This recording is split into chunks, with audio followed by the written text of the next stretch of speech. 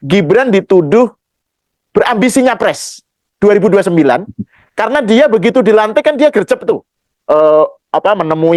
ketemu sama wapres Cina, kemudian meninjau MRT, meninjau uji coba makan bergizi gratis dan seterusnya. Dan ini berlaku sampai sekarang. Kalau Mas Diki melihat yang tadi soal Gibran belusukan setelah dilantik itu gimana, Mas? Ya, pertama saya harus sampaikan kepada teman-teman yang masih berusaha untuk membenturkan antara Pak Prabowo dan Mas Gibran ini. Saya harus sampaikan bahwa mereka akan frustasi sendiri, karena saya sangat yakin Pak Prabowo tidak akan terprovokasi karena aktivitas yang dilakukan oleh Mas Gibran. Saya sampai hari ini percaya, semua yang dikerjakan oleh Mas Gibran itu adalah atas arahan dari Pak Prabowo. Itu saya yakin sekali. Mas Gibran itu sangat memahami bahwa sebagai wakil presiden, dia bisa bergerak, dia bisa menyelesaikan tugas-tugas atas perintah presiden. Itu keyakinan saya. Kenapa saya yakin begitu? Saya tahu dan sangat memahami cara Pak Jokowi, cara Mas Gibran ini rasanya berpikir dengan pengetahuan dan pengenalan selama masa yang cukup panjang ini. Ya, lebih dari 15 tahun melihat cara mereka, cara keluarga mereka kemudian memutuskan segala sesuatu.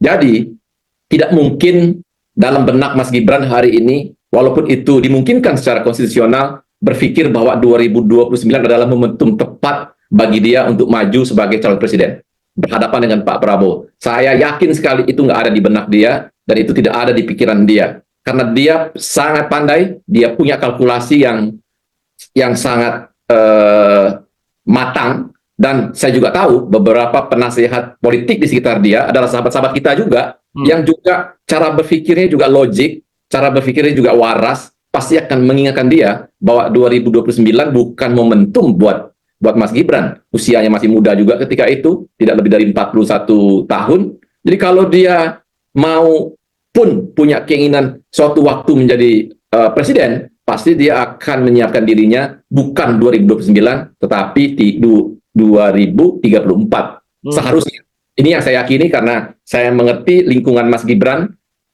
yang biasa Mas Gibran ajak untuk konsultasi, untuk berdiskusi tentang politik ya, itu adalah orang-orang yang sangat waras, orang-orang yang sangat logik, dan sahabat-sahabat kita juga. Dan saya yakin karena masukan-masukan seperti itu, apa yang dikerjakan oleh Mas Gibran hari ini, yang dibilang gercep itu, gerak cepat itu pasti karena sudah menjadi arahan atau penugasan oleh Pak Prabowo. Saya sih lihatnya begitu, Gus Sahal. Saya nggak terlalu khawatir bahwa Mas Gibran gerak cepat ini untuk menyiapkan diri 5 tahun ke depan. Saya nggak yakin itu.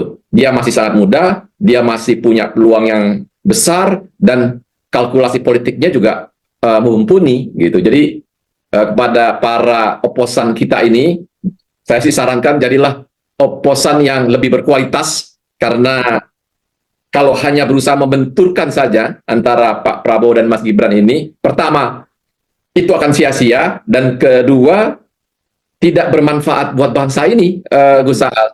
Kan oposan itu kan sebenarnya harus punya azas manfaat juga, gitu. Harusnya mereka mengkritisi program-programnya Pak Prabowo dan memberikan konklusi lain atas program-program itu sebenarnya. Jadi membuka mata dan pikiran Pak Prabowo dan Mas Gibran, oh iya, harus ada yang kita perbaiki dari program-program kita ini. Nah, itulah oposisi yang berkualitas, itulah oposisi yang dapat pahala, Gus Sahal. Kalau oposisi hari ini, saya rasa itu oposisi yang lebih karena kebencian, iri hati, dan kedengkian saja. Bukan karena kecintaan kepada bangsa dan negara kita sebenarnya.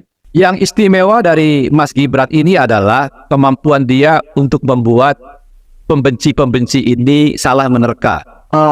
Kita lihat saja waktu dia diputuskan menjadi cawapresnya Pak Prabowo, orang kemudian bereforia, para pembenci-pembenci ini, bahwa dia nggak bisa ngomong, bahwa dia nggak pinter, bahwa dia nggak punya kompetensi, bahwa dia pasti akan takut berdebat, bahwa dia pasti akan grogi.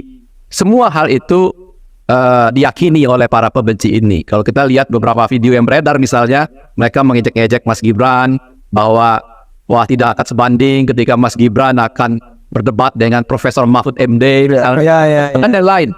Ini yang mereka ini harus hati-hati, bahwa pengalaman itu harusnya mengajarkan kepada mereka untuk jangan underestimate, jangan menganggap Mas Gibran ini rendah, tidak kompeten dan lain-lain. Mas Gibran ini punya kecerdasan, punya kemampuan, punya kompetensi yang mumpuni sebenarnya. Gampang kok kalau kita mau melihat keberhasilan dia. Coba aja lihat apa yang terjadi di Solo selama kepemimpinan dia yang singkat sebenarnya. Indikator-indikator keberhasilan di Solo itu kan bahkan lebih hebat dari ketika bahkan Pak Jokowi menjadi wali kota Solo sebenarnya. Nah, kalau kita lihat data itu, ya, seharusnya para pembenci ini stoplah untuk berpikir bahwa Mas Gibran akan blunder, Mas Gibran akan memalukan sebagai seorang wakil presiden. Saya percaya dia sangat pandai membuat orang terjebak, berpikir dia tidak mampu, padahal dengan begitu dia tahu ketika dia berbuat yang baik saja sedikit, dia akan melebihi dari ekspektasi orang sebenarnya, karena dia terlanjur direndahkan tadi. Ini kan pernah terjadi ketika pada perdebatan Pilpres yang lalu. Ya. Nah, di sisi yang lain, bahkan Mas Gibran ini juga dengan pengalamannya sebagai wali kota, dia adalah orang yang sudah punya pengalaman di pemerintahan, di eksekutif. Pak Prabowo pernah jadi eksekutif sebagai Menteri Pertahanan 5 tahun terakhir, tetapi kan tidak sebagai pemimpin langsung, tidak sebagai presiden. Tidak sebagai wali kota, tidak sebagai gubernur. Mas Gibran punya kemampuan itu. Dan ini saya rasa akan menjadi sinergi yang baik dengan Pak Prabowo. Dan yang kedua, sebagai orang dengan kultur Jawa, saya rasa juga Mas Gibran juga mengerti bagaimana menempatkan dirinya sebagai wakil presiden yang tetap sangat bermanfaat buat presidennya, tetapi tidak kemudian menjadi dominan dan berlebihan yang seolah-olah melebihi kapasitasnya sebagai seorang wakil presiden, atau seolah-olah lebih dominan dan lebih bekerja efektif dibandingkan presidennya. Kultur Jawa yang dia punya pasti akan menuntun dia untuk sangat hati-hati dalam menyikapi kepemimpinan ke depan ini. Jadi Nah, oke pemirsa, mungkin hanya ini saja konten atau video kali ini ya. Seperti apa komentar kalian, tulis di kolom komentar. Dan intinya pemirsa, bahwa atas apa yang sudah dikerjakan oleh Gibran selama dilantik menjadi Wapres atau Wakil Presiden Prabowo Subianto, itu semuanya atas tudingan-tudingan yang dilakukan oleh Refli Harun dan gerombolannya itu sama sekali tidak benar adanya. Artinya apa yang sudah dilakukan oleh Pak Prabowo, apa yang sudah dilakukan oleh Mas Gibran itu semuanya sudah instruksi atau perintah dari Pak Prabowo Subianto yang memang dipelintir, di framing seakan-akan mau mengadu domba antara Prabowo dan Mas Gibran, ya kan? Dan begitu pemirsa semua, jadi ketika ada framing-framing yang seperti ini, dan saya harap jangan gampang sekali terprovokasi. Dan channel ini pemirsa, jangan lupa tombol subscribe-nya biar kalian juga tidak ketinggalan informasi terbaru dari channel ini. Dan salam demokrasi dan salam NKRI.